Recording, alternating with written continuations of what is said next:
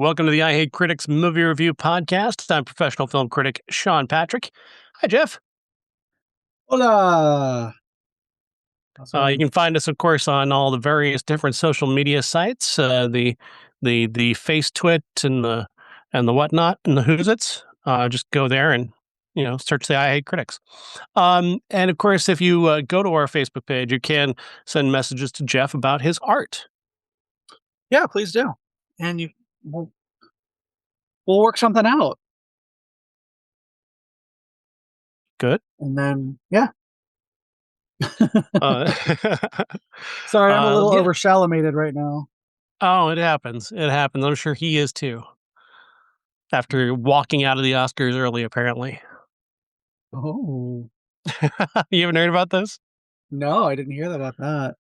Apparently, after he lost Best Actor, him and his Kardashian left. Oh, poor little baby. Fucking idiot. I can't confirm the exact timing of it or anything. I did see a video of them and and there was somebody speculating that he'd left after his award. It could be a lie, but I mean, he was leaving the building and the show was still happening, so it appears to be true. Meanwhile, Michael B. Jordan wins and he celebrates the In-N-Out burger. Oh yeah, that's tradition though. I like Michael B. Jordan a lot. He's the only one I got right. Really? No, I got Sean Penn too, but Okay. I was off most of the night. Yeah, it was not a good night for picks at the Academy Awards, which occurred on Sunday. I thought for sure, Jeff, that Sinners was a shoo-in to win Best Picture, and it didn't happen. And I was like, oh God, what's gonna happen? And then everybody seems fine with it. So all right, okay. I was too, honestly, and I was trying to explain to somebody, I'm like, anybody could have made One Battle After Another. It wouldn't have been, quite the same, but only Ryan Coogler could have made Sinners the way it was. I was surprised. I was honestly surprised after, how the momentum was going there for it. I was shocked. I did post on our page my ballot, and I was shocked at the fact that Marty Supreme got completely shut out. You thought I would get something? I thought I would get something, just because they tend to love that kind of thing. I did a little better than you did, I guess,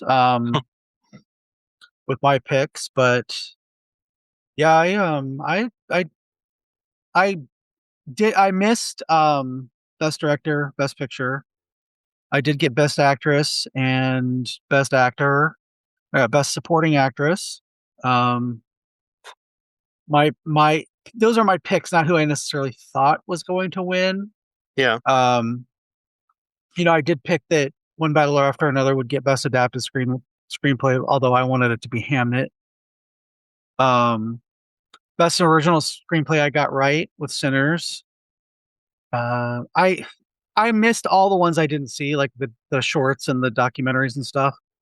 I did see those, and I still got them wrong. So really, most people got best documentary wrong because that was a bit of an upset. Mr. Nobody versus Putin was not expected to beat The Perfect Neighbor, and so that was a pretty big upset in that category. And I can't say I know much about the short films, but I did watch them, and I did. So I had a good idea of who I thought should win, and that's what I went with, and I got it wrong. I guess I got Jesse Buckley too. I got Michael B. Jordan and Sean Penn, but I only got 14 right out of the whole night if I'm lucky, which I think there was 22 to guess, and that's not a great percentage. I got Best Costume Design and Best Editing correct. Then I got Best Original Score, Makeup and Hairstyling, Production Design, Sound, and then that was it. So yeah. of my picks that I wanted rather than what they, what I thought they would do. So Mm-hmm. I did guess overall, I did guess the in memoriam correctly, so there's that. yeah. Did you see all the dust up this week about who didn't get picked? It happens every year, but Yeah. people James are mad James that Vanderbeek gets yeah. skipped. And they were some people were actually mad that Hulk Hogan, star of Suburban Commando, didn't get picked.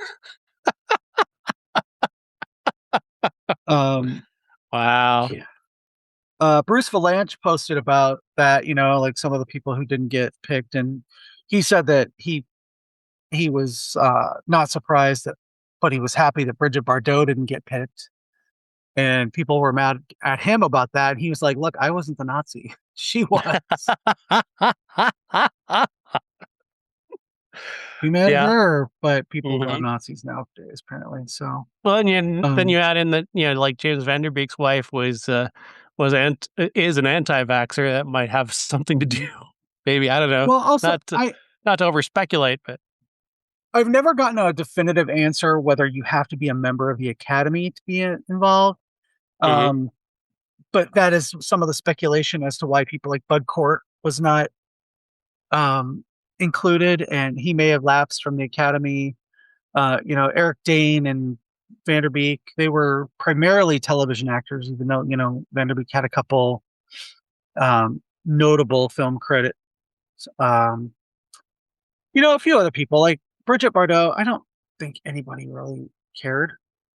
Uh, honestly, She worked um, pretty hard to destroy her legacy, apparently. So, I mean, even her kids hate her. So, and her son, I doubt Hulk Hogan kept up his SAG card. no, somebody posted the last thing he was in was that Pro Ice video, so fuck him. Which I thought was pretty funny.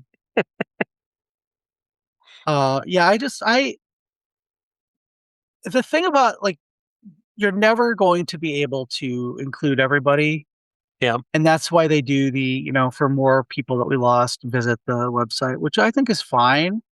I think they did a really, we lost some really big people in the last year, Yeah, and it's kind of you forget just how huge it was. I mean, obviously Rob Reiner, and then Mhm. then there's Diane Keaton, and then there was Robert Redford at the end, and it's like, wow, I just Yeah, totally didn't even. Not that I didn't remember that they passed away, but it's like that just all in a well, 1 year period. That's three massive names. and Robert Duvall, I Yeah. somebody said that the reason they didn't do one of those tributes for him like they did with the others was because he just died too late. They wanted to make sure they included him because he was honestly one of the best actors of our lifetime. Hmm. Um, And an Academy Award winner. yeah, I think that Bud Cort, if it's an Academy thing, he could still be in it next year. Um, that it just was very like that was I think the part that landed the best for me this year. Mhm. Um, as far as the production went, was the in memoriam, which rarely is the best part of the show. It was very Um, emotional. I started crying yeah, during Barbara's songs. I'd heard yeah, that she's not able to even really sing anymore, and she put her whole heart into that. yeah. Given all of the challenges that she's had, and considering what it was about, Mhm. that was very beautiful. Did you hear that people were like mad at Jane Fonda again because she jokingly said she goes, "I did 4 movies with him. She only did one. Why didn't they ask me to do it?" And she was said it tongue in cheek. Like they're like cool and whatever, but people were saying that she was bitter and all this and calling her Hanoi Jane again. Well, It's like, that's because she's even more of or even more of an advocate today than she was in the '70s. yeah, right. She's a Oh, badass. I love her. me too. Talk about somebody who puts their fame to good use. Hell yeah. Um, and yeah, it was there was a few emotional times during the show. I gotta say my favorite award of the night was Amy Madigan. Um, Mhm. I it's no secret how much I loved Weapons and how much I love Aunt Gladys, and She is really the breakout of that movie. I don't think without her, I don't think the movie works as well because I rewatched it again. Mm-hmm. Just that bad shit plot with her and the look and the jump scares with her. I think that she really made weapons. So I'm really super, That super, super happy that she won. shot of Zach Kreger in the audience crying was lovely. Hmm. That was really great. He's watching her speech and just tears in his eyes. That's lovely. It's lovely to see that. Yeah. And I think I saw a lot of like just discussion about Teyana Taylor and how she was acting about the other nominees and whatever, and how she somebody said they thought she was faking it when she was so happy for Amy Madigan. They don't understand these people, like, they are on the circuit from the time the nominations are announced until the ceremony, and then after parties and whatever, and they become friends. They get to know each other. They hype each other up, and none of them are super angry that the other one. I loved that Teyana Taylor is sitting right next to Leonardo DiCaprio when Michael B. Jordan won, and she was, jumping out of her seat and She was doing that all night. Like, she was super really happy for excited him. for everybody. Like, I Yeah, was really enjoying seeing her. The cuts to her were some not cuts to her, but like, just she wasn't like, she's not even on camera most of the time. The yeah. camera just happens to pick up that there's that's because she's in the front row. She's a nominee, and she's just excited for everybody. Hmm. Who could possibly be upset with that? Oh, yes. Good God. I loved her energy. I love the fact that she was hyping up everybody and was just super happy for everybody and happy to be there. And I thought that was great. And fuck the haters, I guess. Yeah, that's really a very silly thing. Yeah. Um, I loved what Conan did. I thought Conan did a great job, but the two shots at Netflix during the face were just phenomenal. Yeah, That this is what a first, theater is like. yeah, the first shot of Ted Sarandos being in a theater for the first time, and then that Casablanca bit was Mhm. hysterical because too many times I've seen movies stopping down to restate their plot and to Yeah. reintroduce their characters and how they're connected to each other. Oh my god, I could not stop laughing because that was yeah, that is totally just the studios going. Audiences are dumb and they have phones, so Yeah. like, if you can't keep up with the movie, that's on you, man. Yeah. And I'm gonna, I appreciate Ted Sarandos for having a sense of humor about it because he seemed to be really in on it, Mhm.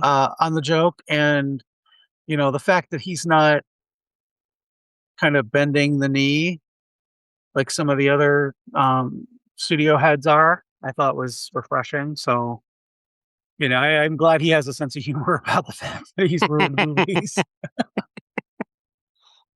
But yeah, I overall, I don't think it was as snappy. I think that some people like Anna Wintour, I know that she was subbing for Meryl Streep, because rumor has it that Meryl Streep and Martin Short are actually dating, and she wanted to be with him over his daughter's death.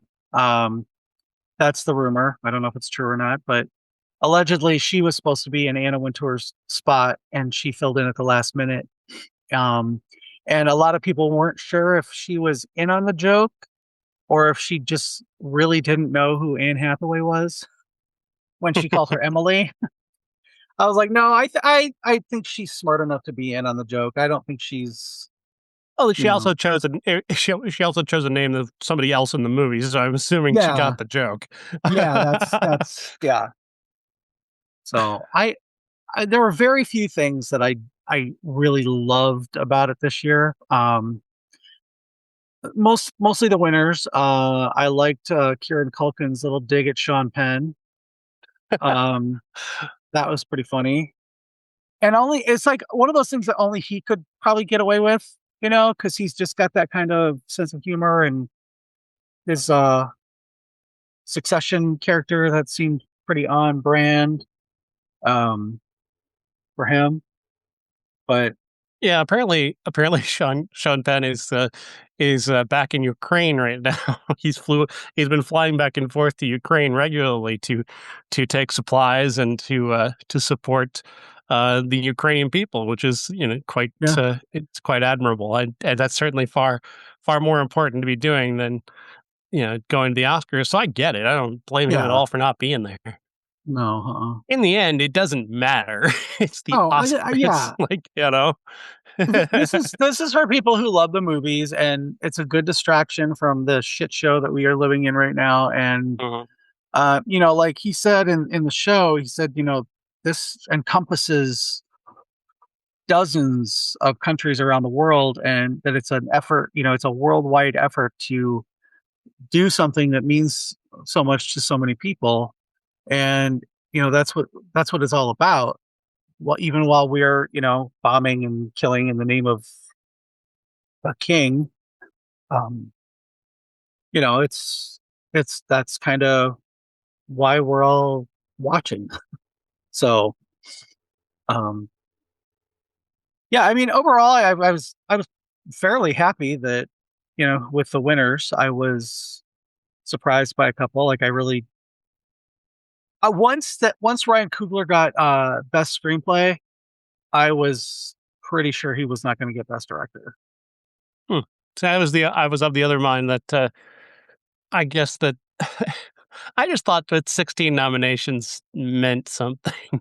On top of which, like, this is a movie about Black people, and it's a mostly Black cast, a Black director with a Black leading man, and it's been so long. They've screwed up so many times on this front of trying to, failing to honor, the movies that have predominantly Black cast. And I thought, okay, finally, they're not going to screw it up this time. I know they did Moonlight a few years ago, but that's like that thing where you let one through and then you can stop the other ones. And I feel like one of Sinners is that one of the other ones now. Oh, hey, we did Moonlight. We don't have to do it again. And we almost didn't do Moonlight. We tried to give that to white people. I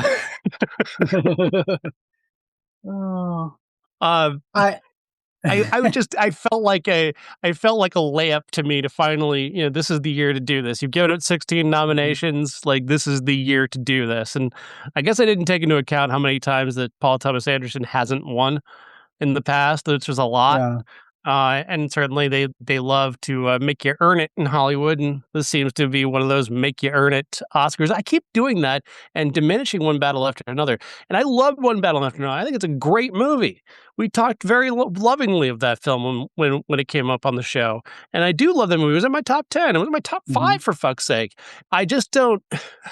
I just thought Sinners was better and more deserving in the end, and I thought, okay, surely they can't get this wrong.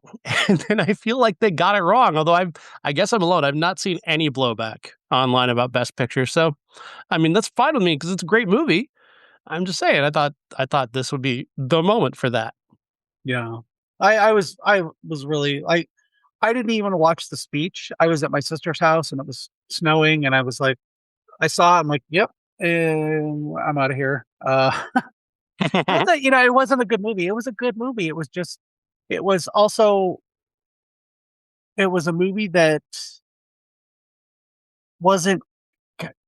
it didn't break any new ground. It was something that I don't want to say I've seen it, but I've seen it. You know what I mean? It wasn't so different from the stuff that I saw last year.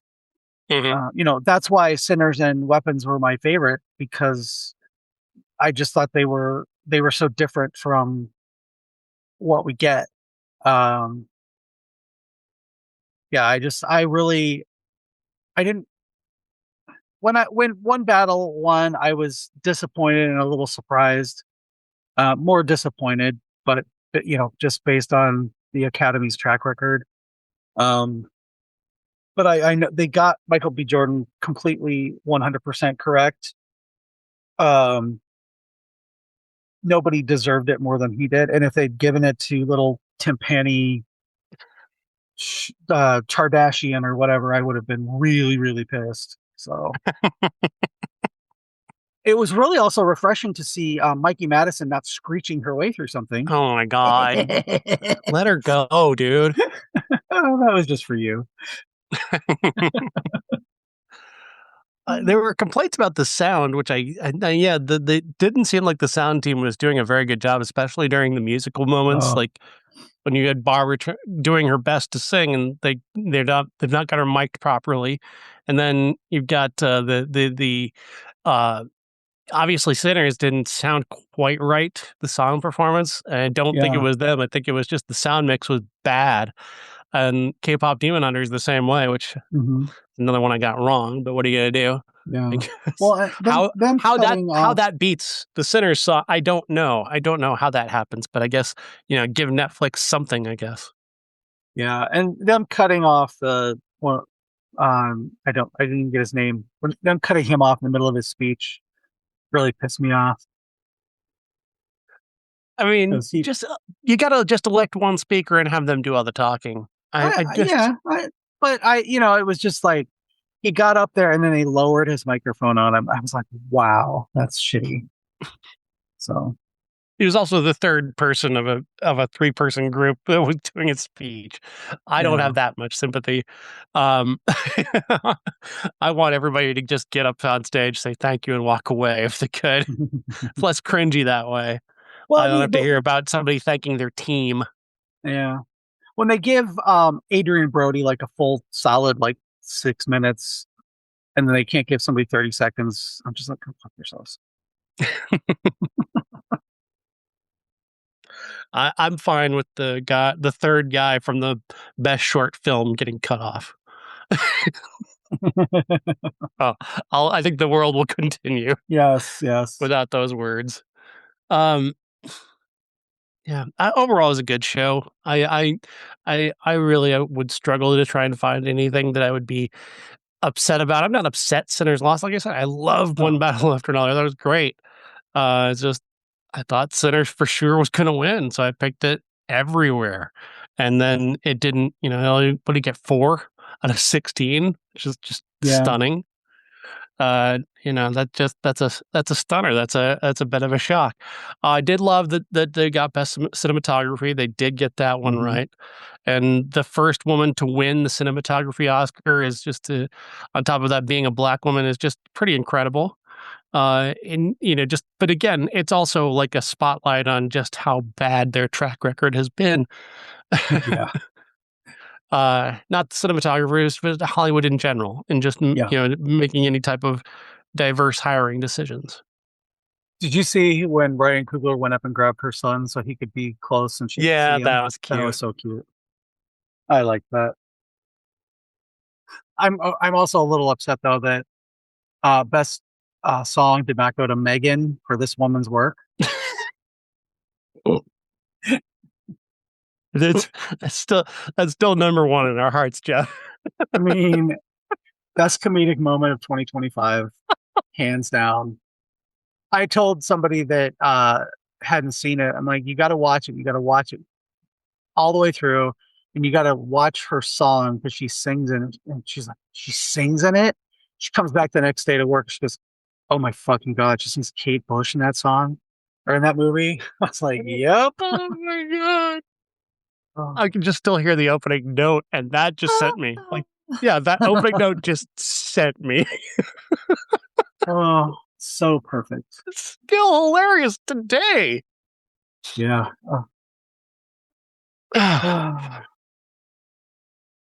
Any other Oscar thoughts?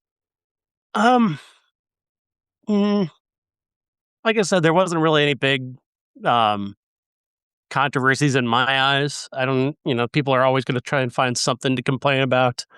I bet since you left, you probably didn't see Conan's closing bit. I did not. So after the whole thing, they cut to Conan talking to the head of the academy, I believe it was, and talking about being Oh, the yeah, I host for did see that. I life. did see that. Yeah, I Okay, did see that. That was pretty funny. the Christmas adventurers scene at the end of One Battle After Another is what that was, and it was so fucking great. Yeah, because I actually went at when they won. I went and got my stuff. I had some stuff in the other room, and I came back. I was putting my shoes on and talking to my sister, and I saw that, and she's like, "What is this about?" And I'm like, "Oh, you got to watch one battle after another." And then the last one, Mr. Beast, host for life, and I was like, "Yeah, put him in that room." Yeah. The Oscars are start on YouTube starting next year. Oh, Mr. Beast isn't exactly the kind of host that would go for because he has no personality. oh But yeah, yeah. Everybody gets a candy bar though. yeah. Mm. All right. Let's see. Let's talk about the new movies, shall we? Oh, sure. There were new There movies. aren't any. Let's moving on. No, we'll start with the one I saw that I don't think you saw called Reminders of Him. This one stars Maika Monroe and Tyriq Withers from Him, and it's based on a book by Colleen Hoover, the ever controversial Colleen Hoover. Controversial in that she's not a very good writer, but her books are very popular. Um, Yeah. and the story is that this woman, played by Maika Monroe, goes to prison on a manslaughter charge. She was driving drunk when her boyfriend Scotty was killed, and she walked away from the scene and was found far away later and arrested. And this leads to a pretty large misunderstanding. You can probably guess by now. But after 5 years in prison, she's allowed out on parole, and she returns back to this place, Laramie, Wyoming, where she wants to see her daughter because while she was in jail, she gave birth. She didn't know she was pregnant the night of the accident. But she immediately has to give that baby up, obviously, to his parents, played by Lauren Graham and Bradley Whitford, who do not ever want to see her again because she killed their son. She returns to this town, though, and she's looking for a job, and she stumbles into this bar that is owned by Tyriq Withers. And unbeknownst to her, that's Scotty's best friend. Scotty's best friend was in the NFL at the time that Scotty died, and so they didn't know each other. And she meets him and she knows the name. And when she hears his name, is like, oh shit, that's Scotty's best friend. And she tries to leave and get away from him, but they keep bumping into each other because they're destined to fall in love. And obviously, that's going to be a very complicated thing. Conveniently, he also lives directly across the street from her daughter and Scotty's parents, uh, and is a big part of the daughter's life. The daughter, by the way, the name Amy just walked in. Don't laugh. Nobody wants to hear you. The baby's name is DM for Carpe Diem. Oh, Shut up. for fuck's sake. Amy, you can laugh. I don't care. And so, yeah, that's the baby's name is DM. And And I thought Frida McFadden was a hack. um yeah, it's complicated. She wants to go see her kid. The parents don't want her there, and she's falling in love with his best friend who's involved in the kid's life, and he's trying to hide that he's falling in love with her from the parents so they don't get mad at him. But then he's going to be obviously the bridge to bring them all back together. And it's all as predictable as that sounds. It's pretty. And I did cry watching the movie because they have this scene where this, 5-year-old girl who's never seen either her real mom or her real dad, getting a chance to meet her mom for the first time and not really understanding the circumstances of it. And they did this little thing where they told her, and it's such a 5-year-old thing because I've actually heard like 5-year-olds, say stuff like this. They told her that her mom couldn't come to her soccer games because she didn't have a big enough car. And she asks her, "Did you finally get a big enough car?" And it's just like that's good. Like that's good. And Maika Monroe is a hell of a good actor. She's incredible. Like she's been in so many great horror films. Like she brings a little bit of grit to this character that wouldn't be there on the page. And that moment with her face and this little kid asking her this question that she doesn't understand, but she's trying. And it was lovely. It's a lovely scene, and I teared up. But beyond that, like if you'd given me a bingo card when I walked in, I could have had bingo by like the start of the third act by the number of things I predicted were going to happen that happened. Yeah. It's not an original film by any way. It's not a very complicated film. And once you remember that all of this is being manipulated by a writer, which is hard to forget, you start to lose kind of like it kind of feels masochistic how she treats Okay. these characters because she already knows, Yeah. she's already decided going in there's going to be a happy ending. So then it just becomes a series of like masochistic torture the way to a happy ending. Oh, yeah, sounds about right for a Colleen Hoover book. I talked to It's my boss about her, and yeah. she said that all her books are just like Freedom McFadden. They're all the same. They are vaguely seem like they're plagiarized, and they all kind of are about the strong connection of family and whatever. Sorry, I I wonder missed it. I wonder if she's like regularly cheating on somebody because all her books, all of the movies about her made from her books are about people cheating. And I'm Yeah. like, is she like dealing with some sort of like guilt for cheating on a partner? Because she keeps doing this over and over again. And no. There was a reason why they cheated, and they had a very good reason to do it. And Oh Lord. it's very Yeah. funny to me. Um, I yeah, this movie's not good. It's not a good movie. I can't recommend it, even though I did get emotional about it. But there's also the thing of like using a child to try and force emotions that wouldn't otherwise be there. Um, there's a there's a trope that's long been in a child in danger movies used to use this trope where they would just place a child in a situation where the child was in danger, and obviously that's going to involve the audience regardless because it's a child in danger. You don't have to do anything good to draw sympathy for a child. And the same goes kind of here is like it's not hard to feel bad for a kid that is dealing with this situation, Yeah. getting their mom for the first time and not knowing why they didn't have her all this time. Like that's going to draw emotions from you regardless of the plot. Well, and that's the like emotional manipulation that these kind of books do. And when they turn them into movies, they're the same. It's the same. Um, it's just okay. It's like a blender or one of those pick your own plots kind of flip chart things. Um, and I feel like that's what she does. That's what Frida McFadden does too. I mean, even though The Housemaid was great, Mhm. it was her books are very much like pick a plot device and then pick another one and let's do a whole other 180. So yeah, that's not surprising at all. So I'm so sad I didn't see this movie. Instead, you had to fight to stay awake during Skinamarink, the audio version. Undertow. Skinamarink, the actual the visual with camera pans. Lots of camera pan. Yeah. Undertone is a movie from A24.